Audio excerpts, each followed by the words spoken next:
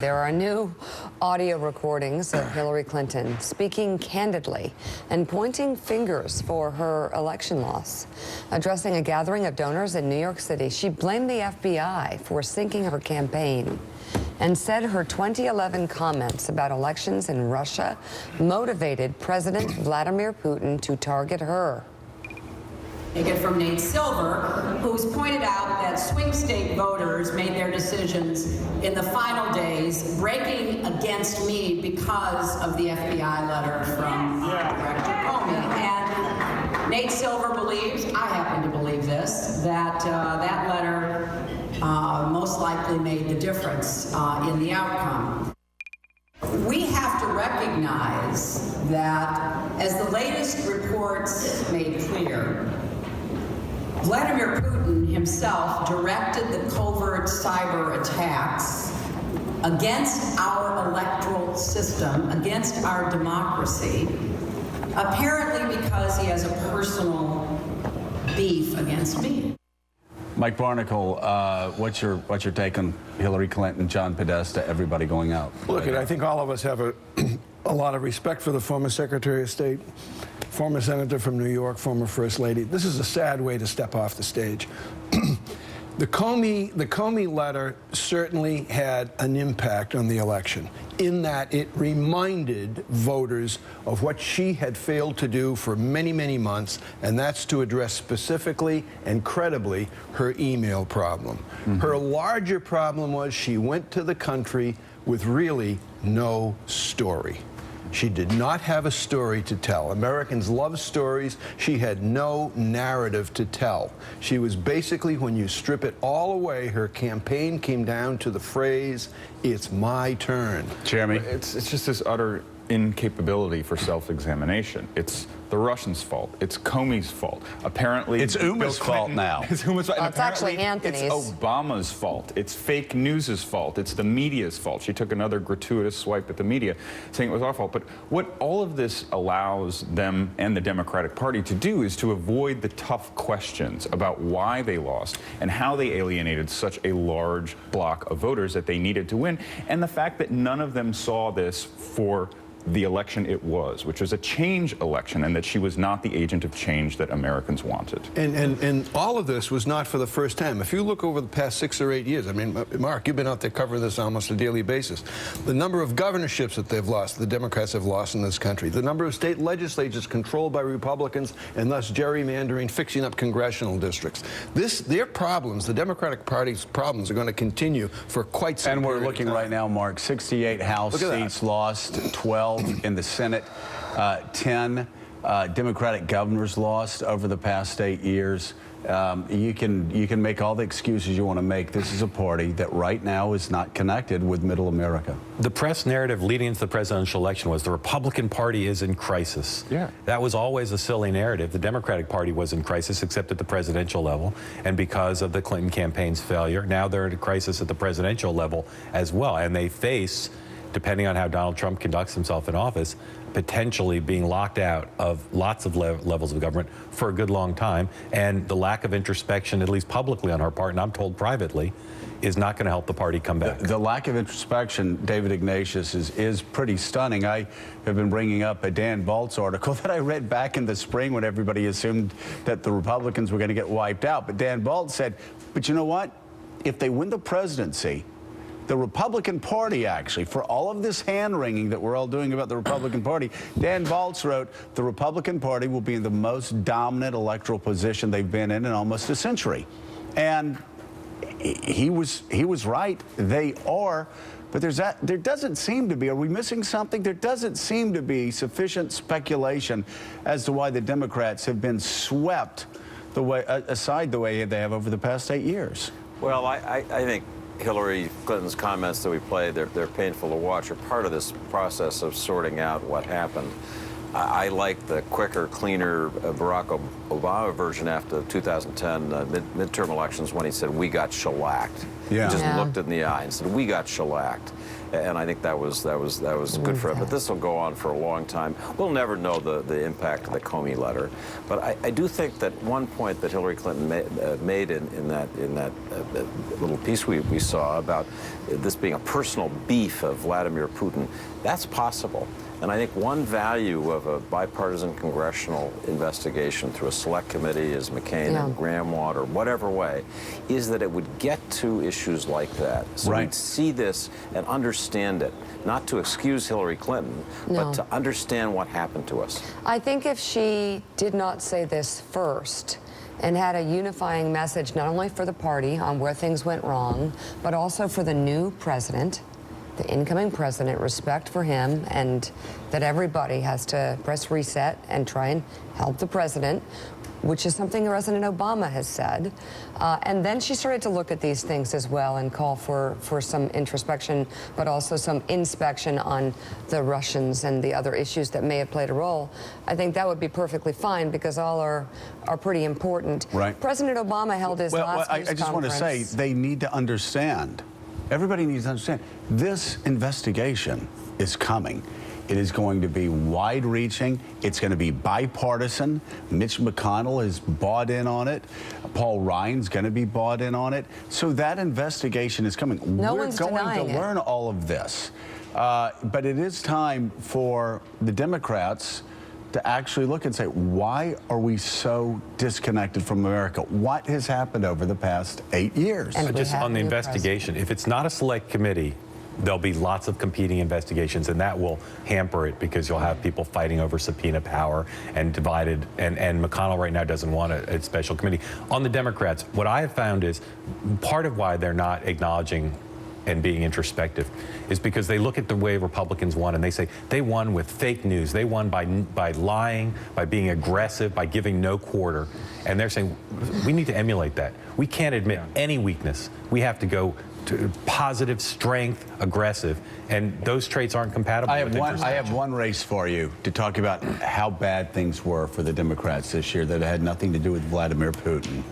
Ron Johnson Russ Feingold won Wisconsin. Yes. The most Hold on. endangered Republican. In a presidential year. You know, if you had asked me over the last 6 years, from the day he was elected, would Ron Johnson be reelected in a presidential year after being elected the first time as a Tea Partier, I would have said no for 6 years running. The fact that the Democrats lost to Ron Johnson, a hard right conservative in Wisconsin in a presidential year, tells you all you need to know about how far this party has fallen. And I'm not knocking Ron. And who did they put That up? would be like a Northwest Florida conservative winning in Wisconsin. To show you how little the Democratic Party seems to have absorbed the lessons or has an understanding of what's happening in the country right now, who did they put up against Ron Johnson? But Russ Feingold, somebody who had served for a senator for years and years and represented Wisconsin, so they knew him. So it was another older candidate who failed to represent the change that voters wanted. Yeah. All right, so President Obama held his last news conference, and to this point, I'm going to play what we were going to play second, and that is, he says, after listing all of his successes, that his success didn't really transfer over. We can talk about why, but first, let's listen to the president. And I think that the thing we have to spend the most time on, because it's the thing we have the most control over, is how do we make sure that we are showing up in places where I think Democratic policies are needed and where Democrats are characterized as coastal, liberal, latte-sipping, politically correct, out-of-touch folks. We have to be in those communities. And I've seen that when we are in those communities, it makes a difference. That's how I became president. It's been something that I've been able to do successfully in my own campaigns. It is not something I've been able to transfer to candidates in midterms and sort of build a sustaining organization around. That's something that I would have liked to have done more of.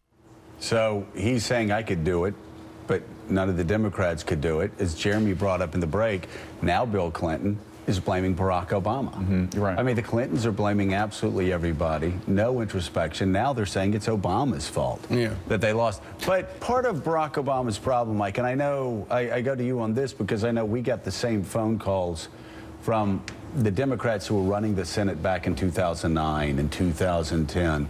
We heard the same thing, that this guy wasn't a partner. The frustration was from Democrats running the Senate. It was just this guy he was a solo act. He didn't communicate with him. He didn't bring him in. And I think that's probably why Barack Obama did well in his 2 elections, but the rest of the Democrats got wiped out. He never connected with them on the Hill. Well, Democrats. I'm not talking Republicans. I'm talking Democrats. Yes, yeah. Well, a few things. First of all, that press conference on Friday was artful. I mean, truly artful. That was Barack Obama nearly at the height of his game. Secondly, to your point, Barack Obama's entire career has been a solo act. Yeah. And he's a Democrat. I happen to think he's had a great presidency with a few minor ripples like Syria. But I think his presidency has been outstanding, and his behavior and his family's behavior has been exemplary. But his loyalty to the Democratic Party is basically his loyalty to himself, his administration, and the direction that he wants his administration to take. There has been no outreach to the Democrats. Joe Manchin was quoted the other day saying he's talked more to Donald Trump during the transition than he talked to Barack Obama during 8 years. With I understand, great impact. Yeah. And actually, David Ignatius, I'm hearing from a lot of ambassadors and some leaders who were saying, we're not so sure about this Trump guy, but we've had longer talks with him than we had with Barack Sort of like Obama during the over the past 8 years, and are very excited that whenever they call, the guy on the other side picks up the phone and talks to him. You know, there is a dryness with Barack Obama. I've always felt that he's a man who just doesn't like politics. I hear from the same thing from world leaders who are queuing up to talk to him, to visit Trump Tower, who feel, you know, here's a new start, here's somebody we can try to influence. Trump does have a way of, if you say nice things about him, he says nice things about you, as he said about himself. I'd give Obama one thing in the comments that he played. He did exactly what we were saying Democrats need to do. He was effectively saying she didn't show up in Wisconsin. Yes. She didn't show up in Michigan. That's the import of those comments. And that's the debate the party needs. And if the president, you know, in his waning days says we need to talk about this, that's good. For all the mistakes he personally made, he's still leading the right debate. I thought, David, one of the most constructive things that he said to Democrats right after Hillary Clinton lost was, I would go to places where I had no chance of winning. But instead of losing by 50 points, I lost by 20 points. And it really was politics 101. You show up. And I saw this graph that 538 did this weekend where they had dots where Donald Trump went the last couple of months of the campaign and where Hillary Clinton went. And the Donald Trump red dot was going like this, nonstop.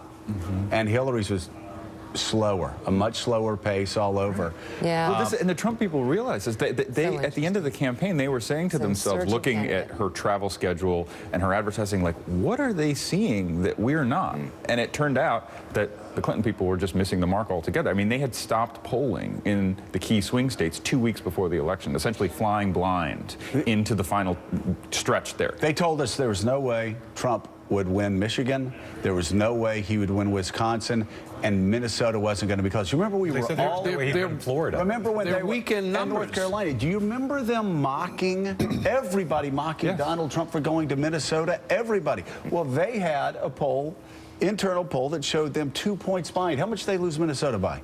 1? I think they lost Minnesota by 1. Like, why is it? How could you have as much money as the Clinton campaign had and have such bad numbers? And you remember I'm not picking on them, but you remember the Bloomberg story that said that Trump's number machine and all their data was a complete disaster? No, they called it. They were calling it all along. We're close in Minnesota. We're going to Minnesota. We think we can win Minnesota. They almost won Minnesota. So how is that? How do you have all the money in the world and have bad data like the Clinton people had? How do you do that? How do you have such bad data through the Sunday prior to the election? Monday. We'll talk about their numbers that they had Sunday and Monday. She was going to. They had She was going to have easily. 320 electoral They votes. stopped polling. Jeremy, I'm not talking about, by the way, nationwide. I'm talking about the states that mattered. Yeah. Wisconsin, Michigan, Ohio, and Pennsylvania made him president. He didn't even have to win Florida. No, he didn't. I mean, it's funny. Someone said to me the other day, as she's blaming the Russians and Comey for this. Well, And the Barack Russians, Obama now. The, Did the the Russians Russians get didn't a go private into server? Right. The Russians didn't go into her calendar and delete her rallies in Wisconsin and Michigan. Right. You know, so this is it's this revisionist history that's going on That here. election day, when they had that sort of pop-up celebration in Chapel. I mean, to not poll 2 weeks before the election in those key swing states, it's malpractice. How would you know you I got to won? bring up something, Mika, and I know it's a sore subject. I'm going to say it, and then we'll go to break. But you said something about this campaign the last 2 months, and you got in so much trouble for saying it. You told them, and you said this is a Democrat that was going to vote for Hillary, that wanted Hillary to win. You said, get off your high horse. Start campaigning like you haven't won this thing. Get off your high horse. And everybody went crazy. And it was their arrogance and their overconfidence It just that didn't cost feel them the done. election. It was their candidate.